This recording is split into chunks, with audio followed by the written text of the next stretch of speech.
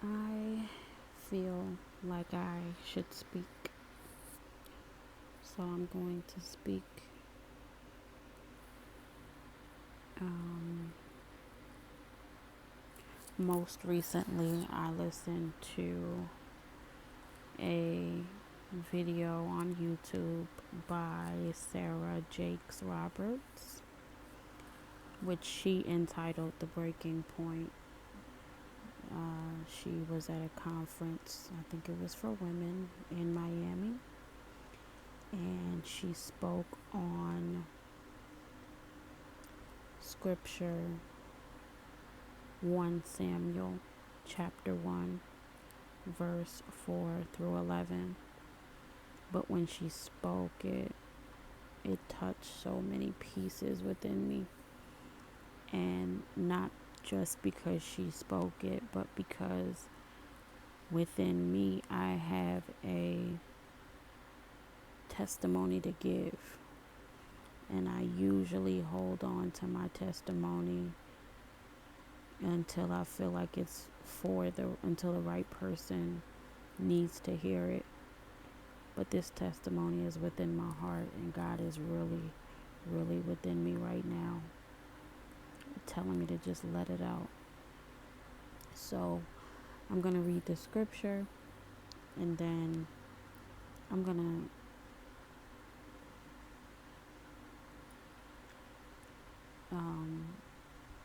add my part of what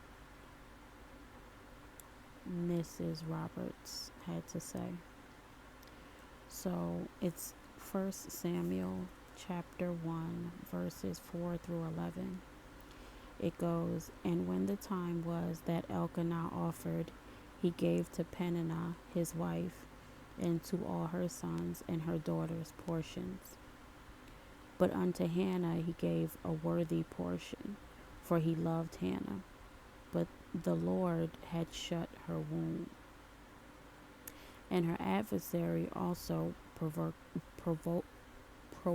her sore, for to make her fret, because the Lord had shut up her womb. And as he did so year by year, when she went up to the house of the Lord, so she provoked her. Therefore she wept and did not eat. Then said Elkanah her husband to her, Hannah, why weepest thou? And why eatest thou not? And why is thy heart grieved? Am I not better to you than 10 sons? So Hannah rose up after they had eaten in Shiloh, and after they had drunk. Now Eli the priest sat upon a seat by a post of the temple of the Lord, and she was in bitterness of soul, and prayed unto the Lord, and wept sore. And she vowed a vow, and said, O Lord of hosts, if thou wilt indeed look on the affliction of thine handmaid, and remember me, and not forget thine handmaid, but wilt give unto thee handmaid a man child, then I will give him unto the Lord all the days of his life, and there shall no razor come upon his head. Oh, that touched. She said it touched, but to me it touched deep. I'm going to put this scripture right here just so that I can refer back to it. See, the difference between me and most that speak on moments is that I am not a pastor. I am not what she calls an heir, but I am an heir of God. So here goes. Coming from a woman like me, I thought that I was doing everything right. God, before I speak my story, please touch me. Continue to touch me, but just make sure that my story comes out right. Make sure that I relate to those who need to be related to, because I know that my story is not the same as everyone else, but I need to make sure that I'm saying it right, and I need you to continue to touch my heart. That's why it's almost 3 o'clock in the morning. My kids are asleep and it's dark. And for some reason, this moment came upon me for me to speak it out loud. So, coming from a woman like me, I thought I did everything right. I waited 10 years. No, let me correct that. I didn't wait 10 years. God waited 10 years to unshut my womb. When I was 18 years old, I was told I would never be able to conceive children. Because of my pre-existing conditions, I was told that it was most likely that I wouldn't be able to carry a child. And yes, as a human who wasn't close to God, a human who didn't really have, I can't say I didn't have the guidance, because I had the guidance. I grew up in church. My granny took me to church every Sunday that she could. My mom took me to church. My dad, before he passed, took me to church. But you know how it goes. When you're a teenager, when you're a young adult, you ain't thinking about church. You're not thinking about church. You're not thinking about God. You're not thinking about none of it. You just feel like you're supposed to ask God for everything, but not thank God for what you have. I was an honor student growing up. I was the most innocent child. As far as boys, I never ran the streets. I wasn't into none of that. Yes, I had my issues as a teenager. That's a topic for another day. But at the end of the day, I got through it. I worked since I was 14 years old. I was working and going to school both, just because I didn't want to make life hard for my mom if I didn't have to. I bought my first car for myself when I was 17 years old, right after I got my driver's license. Crappiest car ever, but you know what? I bought it for myself. Met my kid's father when I was 17, senior in high school. And it wasn't no cell phones back then. It wasn't no FaceTime and all of that. You had to go based off a phone conversation. Because I was introduced to him by a family member. Again, that's another topic for another day. He to me was the sweetest person, but there were things that I saw in him that I wasn't sure about. He didn't really have. I'm not gonna talk bad about him up here. I'm not gonna do it. But I knew what my heart felt, and I had the choice at the time of him versus someone else. And even though the someone else made sense to go his direction, I was following my heart, so I went to him, my kid's father. I had all the red flags I needed, but still I followed my heart instead of what direction I was literally being guided to. 10 years. 10 years, so many things happened, so many negative things happened, but I felt like time was passing by and time was resignating situation to which, all right, what do you do when you're the woman who the doctors say is barren, and your kid's father, or your person who you consider your suitor, is the only child of his deceased father, wants to continue his bloodline? So I asked God for my child, but it took a long time for me to get that child. And I'm only speaking on this because it's so relative to what this scripture talks about is so relative.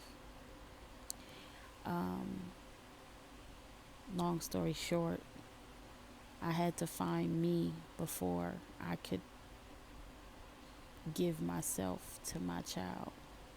I was one of those people who, whatever they tell you is what you go with. I never really battled anything. I didn't really have a voice, which is what at the time attracted me to my kid's father, because I felt like he was the voice that I didn't have. And then I broke up with him once we reached the 10-year mark. And I started to find me. I started to explore life in a way that was just about me, instead of pleasing someone else, instead of worrying about what someone else wanted from me all the time. And when I was content and I was growing content with who I was as an individual, my kid's father stepped back into the picture asking for another chance. And even though I wasn't going, I knew I shouldn't have given him another chance.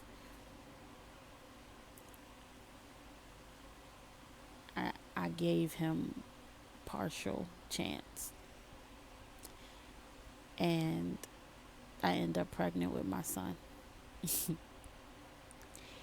And it was crazy because I knew so early in my pregnancy, I knew in like a week that something was different about my body internally. As a woman, you know.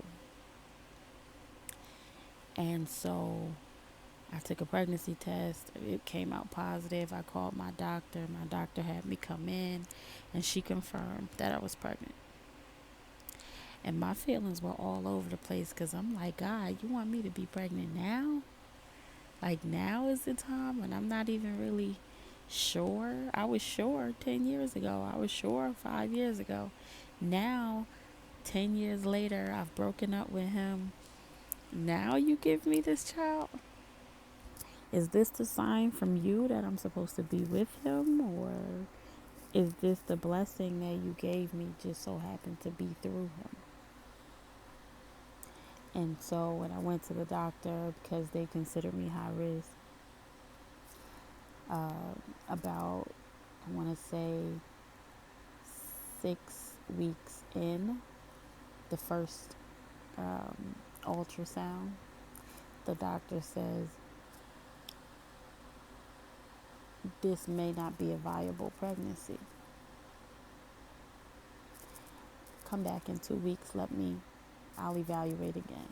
8 weeks I went back in, and it was a viable pregnancy.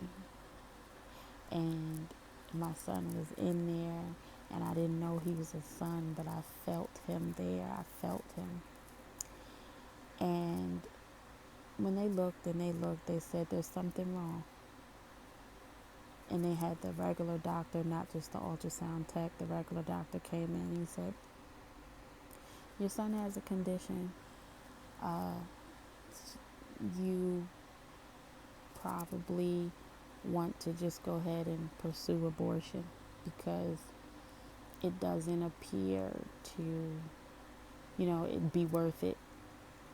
And we, both my kid's father and I, asked the questions that we needed to ask. But in my heart, in my soul, I knew that my son was meant to be here. The way my womb felt with him in it, I knew he was a fighter. I knew he was going to be here. And, when you're told that there appears to be an omphalocele, which is what my son's medical condition was when he was born, and you're told that it only happens in 1 in every 10,000 kids, and you're told that he wouldn't really have, if he even survives full term, he wouldn't have quality of life. You, as a human, without faith, would naturally, I guess, go along with what the doctor said. But for me, baby, I knew, because I know my God, I know him within my heart, that my son was going to be okay. So I said, no, we ain't doing no abortions over here. If it is meant by God for my son to be here, he's going to be here. If my son is not meant for this earth, then God will take him in his time. We went to appointment after appointment after appointment. Every appointment they tried to say the same thing. Or do all these other tests to see if there are other complications and blah, blah, blah. And it got to the point for me, for I don't care what complications they're going to be, because I'm not making the decisions here. You doctors are not making the decisions here. God is going to guide me with what's going to happen with my son. My son decided he wanted to make his arrival into this world almost 3 months early. He was due beginning of March 2014. He was born December 2013. And so, because he was so early with his complications, his battle was hard because his lungs were so small compared to his organs, which were on the outside of his stomach cavity. But you could see in my baby face, you could feel it in his heart. He was a fighter. So I wasn't going to give up on him. Yes, babies. I'll be back.